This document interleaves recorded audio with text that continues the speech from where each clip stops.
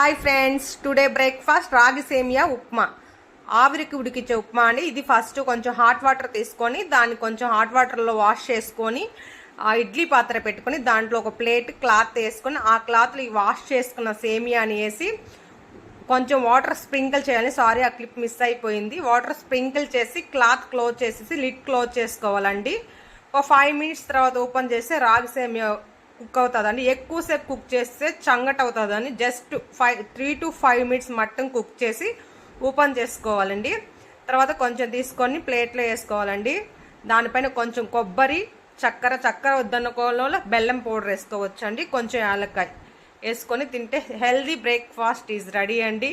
చాలా healthy, sugar పేషెంట్కి చాలా మంచిది, చాలా బాగుంటుందండి. ప్లీజ్ ఒకసారి ట్రై చేసి చూడండి. ప్లీజ్ లైక్, షేర్, సబ్స్క్రైబ్ అండి.